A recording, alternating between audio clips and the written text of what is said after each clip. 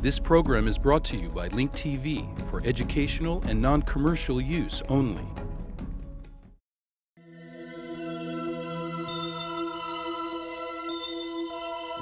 Mosaic, a daily news program from Link TV, presents a selection of news reports from independent and state-controlled broadcasters from throughout the Middle East.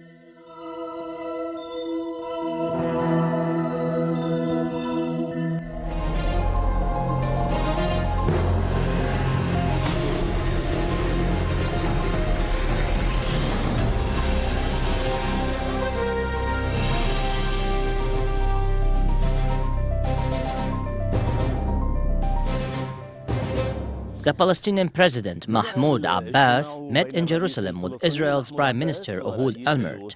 Meanwhile, Israel announced that it intends to release 250 Palestinian prisoners, mostly from Fateh faction. In addition, it will stop pursuing wanted activists from the Al-Aqsa Martyrs Brigades, the military wing of Fateh, provided that they turn in their weapons to the Palestinian Authority. Moreover, Israel said that it will allow 5 Palestinian leaders to return to Ramallah. In their bi-weekly meeting to explore the prospects for peace, the Palestinian President Mahmoud Abbas and Israel's Prime Minister Ehud Olmert met in Jerusalem. This news comes after Israel announced that it will temporarily stop pursuing armed Palestinians from Al-Aqsa Martyrs Brigades, provided they turn in their weapons to the Palestinian Authority. Abbas and Olmert are expected to discuss the names of the 250 Fateh prisoners Israel intends to release. In addition, Israel agreed to allow 5 PLO members, including Farouk Qaddoumi and Naif Hawatmeh, to return to the West Bank. Having said that, Israel expects something in return for what it described as a good gesture. We demand the Palestinian President Mahmoud Abbas restore stability in the West Bank. We also demand the government of Saddam Fayyad maintain control over the security situation. In return, the Palestinians demanded Israel stop carrying out incursions into the West Bank and remove certain checkpoints in order to allow the presidential guards to enforce law and order, as well as deploy the better force in the streets. The most important Palestinian demand is to find a mechanism to move the peace process forward. Political negotiations are at the top of the agenda of His Excellency President Abu Mazen. In addition, we must restart the peace process, a process that is based on the roadmap for peace, which will help end the Israeli occupation of 1967. The Abbas-Olmert meeting comes amidst a political storm in the Israeli parliament. While Israel's right wing strongly opposed the Olmert gesture, the left wing cautiously welcomed it. President Abbas, also known as Abu Mazen, suddenly was transformed into a friend and renounced terrorism. Now we must try to help him. We are repeating the same mistakes we made after withdrawing from Gaza. It is a good gesture, provided it carries with it a political objective that will bring us to a dialogue based on the Saudi initiative and resolutions of the Arab League. However, if it becomes the solution, it will cause harm to Abu Mazen, and he will be accused of collaborating with Israel. Good gestures may turn into curses if they are not followed by serious steps to move the peace process forward. In defending his decision, Olmert said that this gives him a chance to strengthen the anti-Hamas and anti-Islamic Jihad campaign. In addition, it helps enhance Israel's security and strengthen the position of the moderates inside the Palestinian Authority.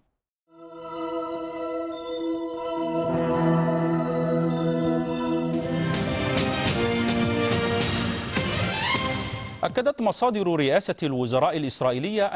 Israeli Prime Minister has announced that the Israelis and Palestinians have come to an agreement over ending the pursuit of 180 people wanted by Israel who are armed members of the Fateh movement. The agreement allows these wanted individuals to become part of the Palestinian Security Agency as long as they are prohibited from carrying weapons. A Palestinian source confirmed that Israel intends to give amnesty to a list of 178 wanted Intifada Al-Aqsa activists and stop pursuing them under certain conditions. Sources say that among the names on the list is Zakaria Zubeidi, the leader of the Al-Aqsa Brigades in Jenin. Amjad said that these are the first hours that he has been able to see the light in 5 years.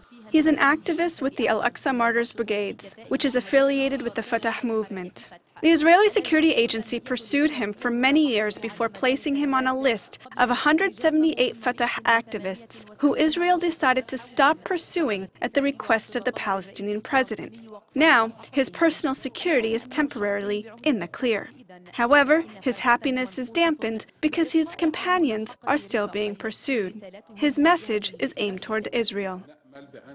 I hope that there will be an honest government, honest with itself and with its people, in order to conduct a real and serious peace process, because this situation can no longer be tolerated by the Palestinians or the Israelis. Activists of the Al-Aqsa Martyrs Brigades in the Bethlehem Governorate reiterate their strong support for the decisions made by the presidential office, especially during this current stormy situation. However, the exclusion of hundreds of wanted individuals affiliated with the brigades and other armed factions leaves the door open for future developments, whether with the resumption of resistance or the dissolution of the Al-Aqsa Martyrs Brigades. We will not close a deal with the blood of Palestinians against Palestinians.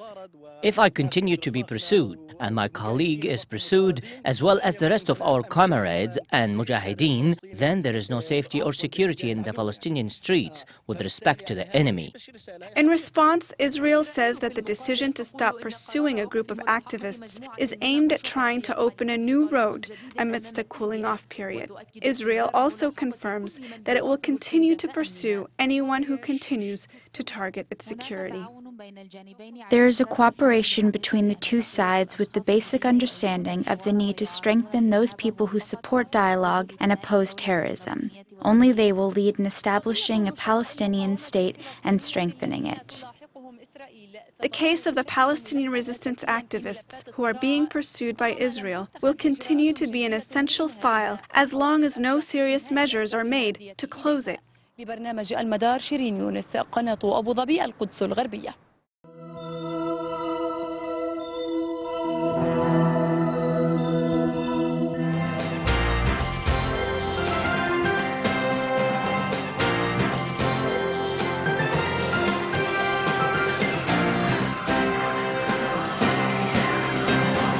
Dozens of Israelis waited outside the Tel Aviv apartment of President Shimon Peres to wish him well on his first day on the job. Peres traveled to Jerusalem to take up residence in his new home, the President's house, in the Talbiya neighborhood in the capital. Peres met his new staff and also attended his first memorial ceremony in his new official capacity. Peres' new neighbors said they were looking forward to meeting the newest resident on their block. Wish him well, good health, good deeds, and I'm happy to have him here. You think he's going to be a good neighbor? I don't think he's interested particularly in neighbors. I think his interests and wishes and activities are beyond just neighborhoods. I'm sure at home, in his Tel Aviv home, he's a good neighbor. I don't know if, I'm sure he will be. They have always been good neighbors, the staff at the President's house. Shimon Peres became the 9th president of the State of Israel at an emotional ceremony filled with much pomp and circumstance last night at the Knesset in Jerusalem. We get more in this report by Sheila Zucker. It was pomp and ceremony for the arrival of Shimon Peres at the Knesset to be sworn in yesterday as Israel's 9th president. Motorcycles, mounted police, and blaring trumpets accompanied Peres' vehicle. Military formation stood at attention as Speaker of the Knesset Dalia Itzik approached the Volvo to welcome the elder statesman. The two approached the Knesset building on a red carpet, passing flag-waving scouts from Kfar Adumim. Peres examined the Israel Defense Forces Honor Guard and laid a wreath on the tomb of the unknown soldier located at the entrance to the Knesset building. At the swearing-in ceremony, attended by hundreds of former politicians, government ministers, Knesset members, foreign ambassadors, relatives of victims of terror, and Peres family members, but missing his ailing wife Sonia, acting President and Knesset Speaker Dalia Itzhak shouted, in accordance with Knesset custom, "Long live the President of the State of Israel," with the audience answering, "Long live, long live, long live." In his inaugural address, Peres reviewed his life and how it was intertwined with the history of Israel. He expressed appreciation for the trust placed in him and expressed sadness at leaving the Knesset, which he has been part of for more than half his life. He spoke of the importance of his serving as president of all the citizens of Israel, and not only certain sectors of the population. With his upcoming 84th birthday next month, Shimon Peres is the oldest president in Israel's history and will be 91 at the completion of his term. This is Sheila Zucker for IBA News. Israel's ambassador to the United Nations, Daniel Gillerman, flew back to Israel especially for the inauguration of President Peres. He told IBA's Leah Zinder why it was important for him to be here. I did come especially. I came with great pride, great excitement and great emotion. I think not only does Mr. Peres deserve this, but we deserve this. We deserve the honor and we deserve the respect which he will bring to all of us. And I'm here and I'm very, very happy to be here. Are you a particularly close friend of Mr. Peres? I am. I've known Mr. Peres for many years.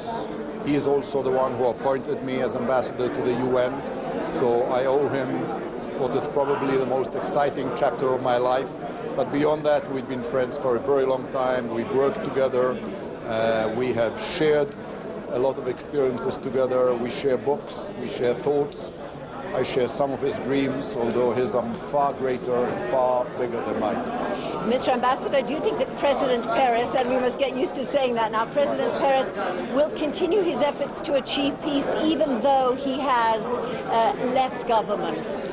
I'm sure he will never give up his quest for peace, but I'm also sure that he will do it in the proper manner. He understands fully the difference between being in government and being a president.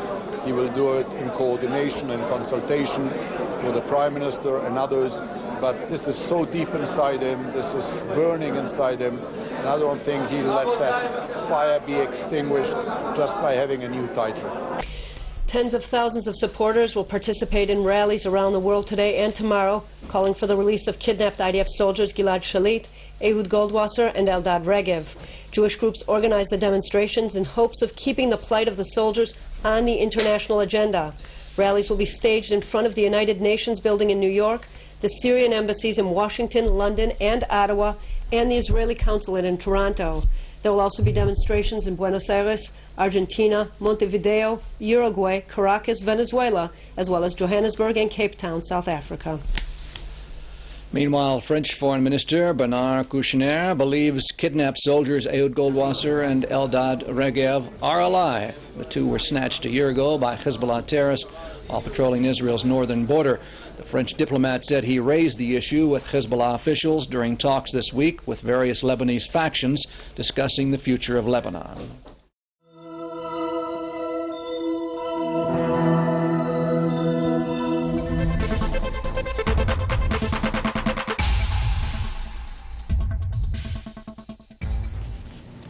An explosive charge slightly damaged a vehicle of the United Nations Interim Force in Lebanon, UNIFEL, 70 kilometers south of Beirut, today in the second attack on UN troops in less than a month. A UNIFEL spokeswoman said that there was a small bomb explosion near the Qasimiyya bridge in southern Lebanon. No casualties were inflicted among the UN forces. At the scene, UNIFEL troops along with Lebanese army troops were inspecting the side of the road where the small bomb had been placed. The vehicle belonged to the Tanzanian battalion of UNIFEL and was hit by shrapnels that shattered the front shield windows of their car. Meanwhile, in Nahr al-Barid in northern Lebanon, 2 Lebanese soldiers were killed today as the army continued to make tangible advances in its 8-week battle against Fateh al-Islam. The army is continuing its advance on the ground, and we have registered significant progress on tightening the noose. More on the Islamist hole inside the camp, the spokesman said. Army sources said on Sunday the militiamen are now confined in an area only 600 meters on a small hill inside the camp.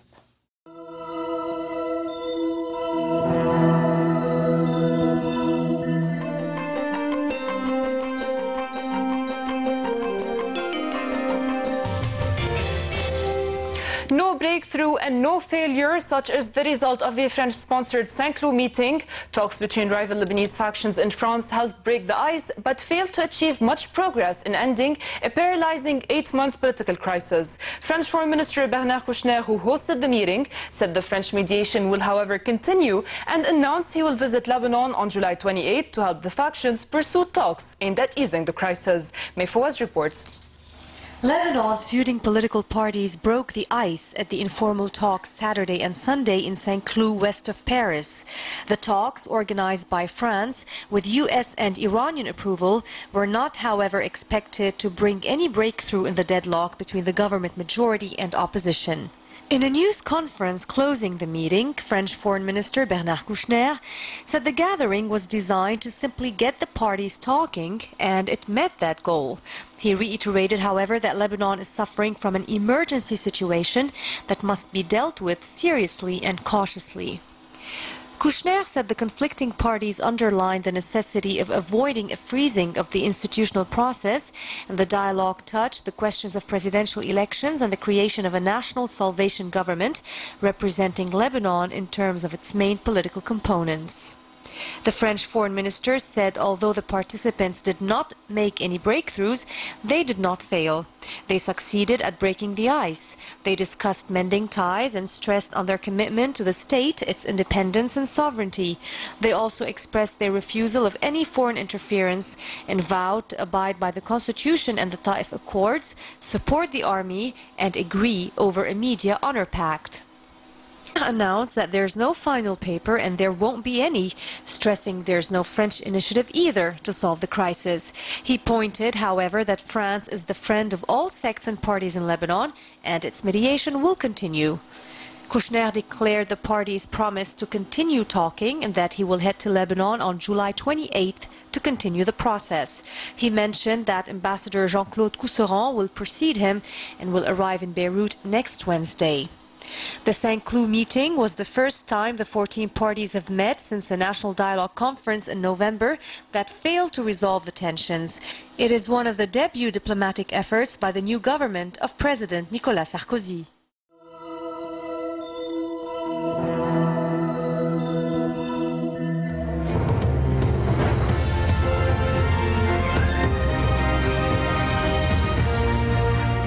A suicide truck bomb attack has killed at least 80 people and injured around 240 others in Iraq's northern city of Kirkuk. The targets were a Kurdish political office and an outdoor market nearby and happened within 20 minutes of each other. The city has suffered increasing bouts of violence over the past few months. Sebastian Walker has the latest, and we should warn you that some viewers might find the pictures in his report distressing. Residents flee the scene of the latest major bombing to hit Iraq. Police say 2 bombs exploded here in the northern city of Kirkuk. The blasts were minutes apart, apparently coordinated to inflict maximum carnage. And as the wounded are rushed to the city's hospital, the race to save lives begins. Emergency wards were overwhelmed after the explosions, which took place in the center of the city. At the scene, utter devastation. The crater left by this explosion, a sign of the size of the blast. One of the attacks targeted a crowded marketplace, the other a Kurdish political party building. Kirkuk is an ethnically divided city, with Kurdish and Arab communities living side by side in a state of heightened tension as sectarian conflict worsens. This looks like the sort of attack which residents have always feared, one which could make those tensions spill over. Sebastian Walker, Al Jazeera.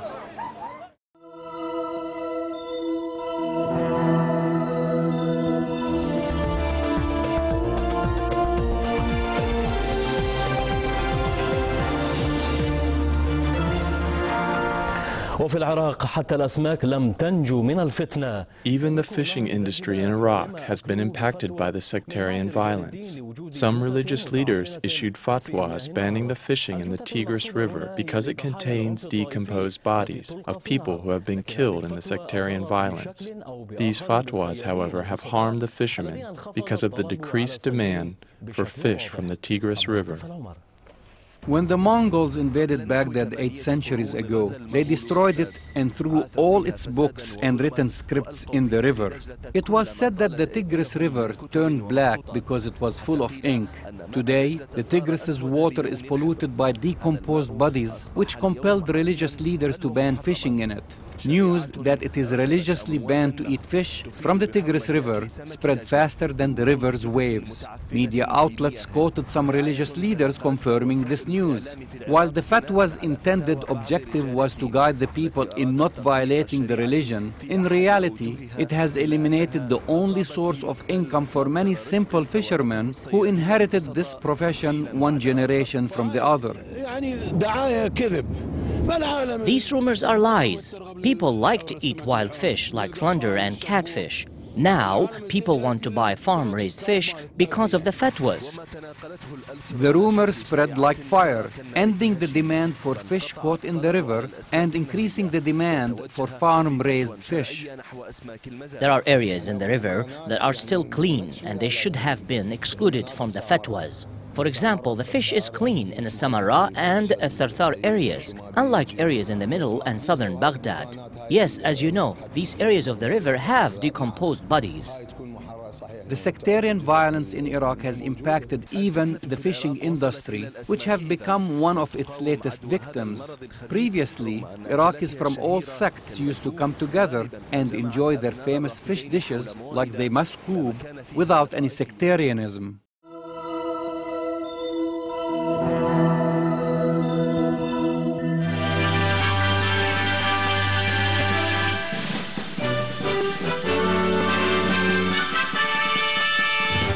The Iraqi security forces arrested one of the terrorists responsible for the attacks in Karbala in March 2007. Karbala's police chief said that the arrested terrorist was a leader in the so-called Tawheed and Jihad organization. Iraqi security and intelligence forces arrested a prominent leader who planned many terrorist operations, including the last 2 explosions in Karbala city in March 2007, which killed hundreds of innocent people.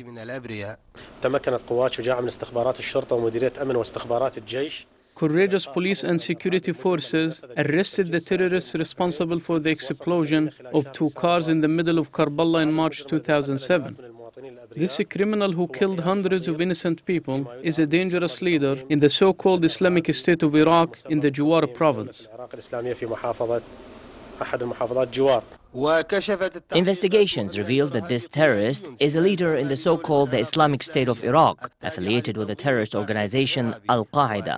He planned the explosions of more than 36 cars, including the 3-car explosions in Karbala.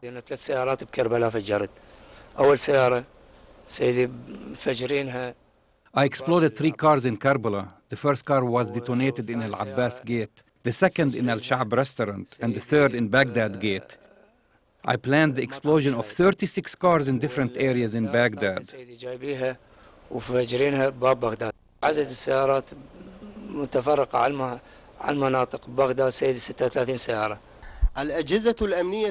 Security forces rushed to arrest this terrorist and his aides as soon as they learned their whereabouts.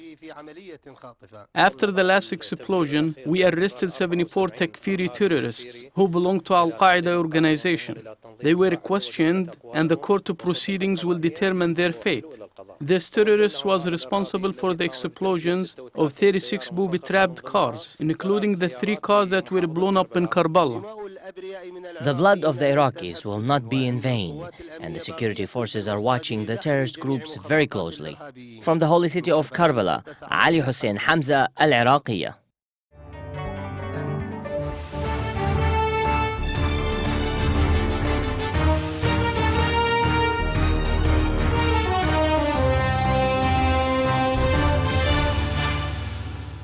صنف مؤشر الدول الفاشلة للعام 2007 العراق في المرتبة. The Failed States Index, which was published by the Foreign Policy magazine and the Peace Monetary Fund, placed Iraq second in its list.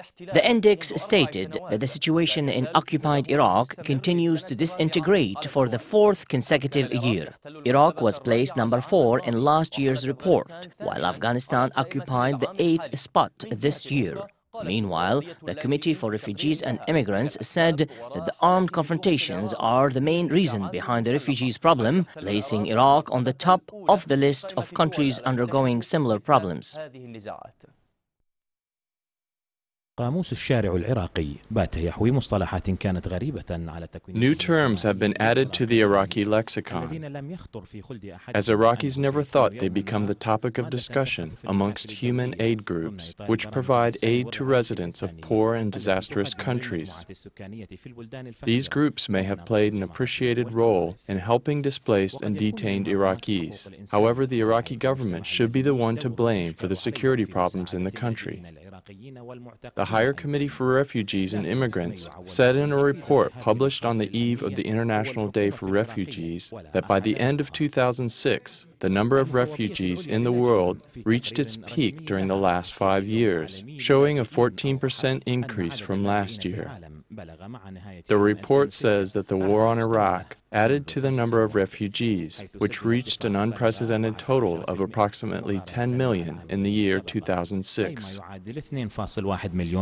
كما ورد في تقرير الأمم المتحدة. التقرير يقول أن الحرب في العراق The report also stressed that the number of Iraqi refugees increases every year due to the deteriorating security situation in Iraq, which comes in the midst of high sectarian tensions. Given these facts, the Failed States Index placed Iraq second on the list. The index measures the failure of states based on the administration's inability to self-govern, use of violence to delegitimize the state, incompetence in providing public services, and the failure to maintain an adequate role within the international community.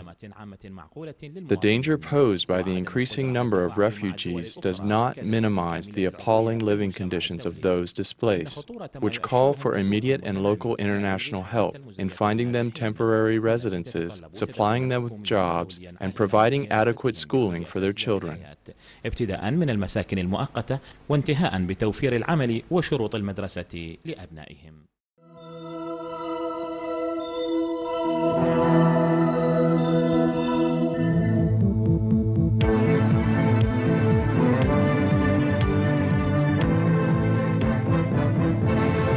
Islamic Revolution leader Ayatollah Ali Khamenei evaluated Iran's stem cell achievements firsthand on Monday.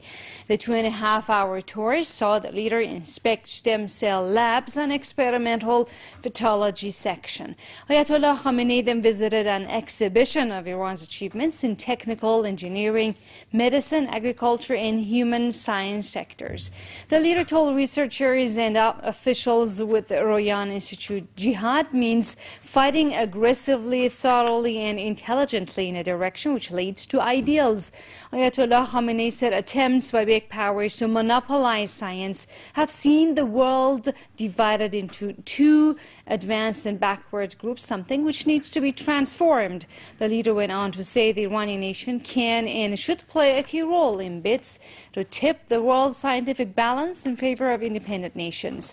Ayatollah Khamenei added science, when it stands clear of religion, ends up in efforts to build weaponry to bully nations more than ever. But that science plus religion generates breakthroughs like what Iran has managed to secure to date. The views expressed on Mosaic are those of the participating broadcasters, not Link TV or its sponsors. Please visit linktv.org/Mosaic for more information about these broadcasters or to view previous Mosaic programs, obtain program transcripts, or receive the weekly Mosaic Intelligence Report. Mosaic is made possible by a grant from the William and Flora Hewlett Foundation. Additional support is provided by the Firedoll Foundation, the Otto Haas Charitable Trust, and by committed Link TV viewers like you. If you value this program, please send your tax-deductible contribution to Link TV, either through the website or the mailing address listed on your screen.